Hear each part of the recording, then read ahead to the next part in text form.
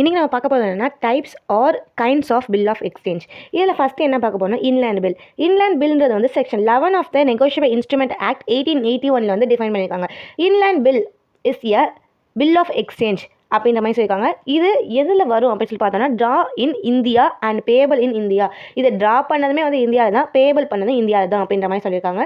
Then draw in India upon a person resident in India even if payable outside of India அப்படின்ற மாதிரி சொல்லியிருக்காங்க. இவங்க draw பண்ணது India தான், அந்த பர்சன் ரெசிடென்சி இந்தியா தான், பட் பேபிள் பண்ணது அவுட் சைட் ஆஃப் இந்தியாவாக இருந்தாலும் இது வந்து இன்லேண்ட் பில் தான். ஏன்னா இந்தியாவில் தான் வந்து இதை ட்ரா பண்ணியிருக்காங்க. ஓகேங்களா? இது வந்து ஃபுல்லாக கவர்ன்ட் ஆகுது எதுலன்னா நெகோஷியபிள் இன்ஸ்ட்ருமெண்ட் ஆக்ட் 1881 அப்படின்னாங்க. அந்த பர்சன் வந்து இந்தியாவில் இருந்து ஒரு ட்ரா பண்ணி இந்தியாவிலே பேமெண்ட் பண்ணாலோ இல்லைனா இந்தியாவில் அந்த பர்சனோட ரெசிடென்சி இருந்து அவங்க வந்து ட்ரா பண்ணி ஆனால் பேமெண்ட் பண்ணது வந்து அவுட் சைட் ஆஃப் த இந்தியாவாக இருந்தாலும் இது இன்லேண்ட் பில் தான் அப்படின்னு சொல்லியிருக்காங்க. எக்ஸாம்பிளுக்கு சொன்னால் உங்களுக்கு புரியும்னு நினைக்கிறேன். இப்போ ஏன்ற பர்சன் வந்து சென்னையில் இருக்காரு, பின்ற பர்சன் வந்து கோயம்புத்தூரில் இருக்காங்க. இவங்க ரெண்டு பேருமே வந்து ட்ரா பண்ணியிருக்காங்க.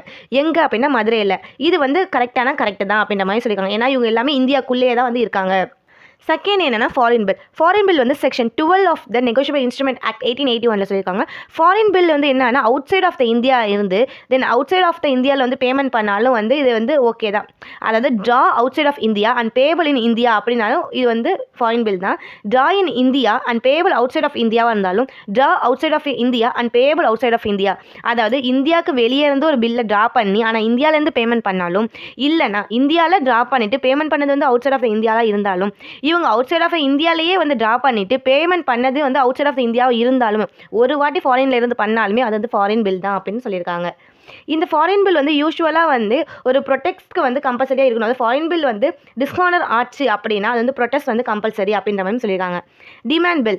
டிமாண்ட் பில் அப்படின்றது என்னன்னா நம்ம வந்து ஒரு டிமாண்ட் பண்ணுறோம், இந்த பில்லுக்கு டிமாண்ட் பண்ண உடனே வந்து அது பேபிள் பண்ணுறாங்கல்ல, அதுதான் வந்து டிமாண்ட் பில் அப்படின்ற மாதிரி சொல்லியிருக்காங்க. பேமெண்ட் டைம் வந்து மென்ஷன் பண்ணியிருக்க மாட்டாங்க டிமாண்ட் பில். அப்படி மென்ஷன் பண்ணியிருந்தாங்கன்னா டிமாண்ட் பில்னு சொல்லி கன்சிடர் பண்ண மாட்டாங்க. எக்ஸாம்பிளுக்கு எப்படின்னா இப்போ நான் வந்து பின்ற பர்சன்ட் வந்து இங்கே 10,000 வேணும்னு சொல்லி டிமாண்ட் பண்ணுறேன்னா அந்த 10,000 அவங்க வந்து கொடுக்குறாங்கல்ல, ஸோ அதுதான் வந்து டிமாண்ட் பில்ன்ற மாதிரி சொல்லியிருக்காங்க. ஃபோர்த் ஒன்று என்னன்னா டைம் பில். டைம் பில் அப்படின்னா ஒரு ஃபிக்ஸ்டு டைமை வந்து அவன் மென்ஷன் பண்ணியிருக்கோம்ல, அதை தான் டைம் பில்றாங்க. எக்ஸாம்பிளுக்கு டேட்டு இல்லைனா ஏதாச்சும் ஒரு பீரியட் இந்த மாதிரி அக்செப்டன்ஸ் வந்து இது கம்பல்சரியாக ஓகே பண்ணால் மட்டும்தான் வந்து இந்த இடத்துல வந்து டைம் பில்ஸ் வந்து வரும்ன்ற மாதிரி சொல்லியிருக்காங்க. எக்ஸாம்பிள் பார்த்தோன்னா பீன்ற பர்சன்ட்டை வந்து நான் 20,000 வந்து 3 மாதத்துக்கு அப்புறம் கொடுங்க அப்படின்ற மாதிரி சொல்லியிருக்கேன்னா அந்த 20,000 அமௌண்ட்டையும் அந்த 3 மாதன்ற டைம் அந்த பீரியட் அதை தான் வந்து இந்த இடத்துல டைம் பில் அப்படின்னு சொல்லியிருக்காங்க. ஃபிஃப்த் ஒன்று என்னன்னா ட்ரேட் பில். ட்ரேட் பில்ன்றது வந்து ஒரு பிஸ்னஸ் டிரான்சாக்ஷனுக்காக வந்து யூஸ் பண்ணுறாங்கல்ல, ஒரு ட்ராப் பண்ணுறாங்களா, அதுதான் வந்து ட்ரேட் பில் அப்படின்ற மாதிரி சொல்லியிருக்காங்க. இது வந்து ஒரு குட்ஸ் சேல் இல்லைனா சர்வீஸ் பேமெண்ட்காக வந்து யூஸ் பண்ணுவாங்க அப்படின்ற மாதிரி சொல்லியிருக்காங்க. பேங்க் வந்து அதிகமாக வந்து இதுக்கு வந்து டிஸ்கவுண்ட் வந்து பண்ணுவாங்க அப்படின்னு சொல்லியிருக்காங்க.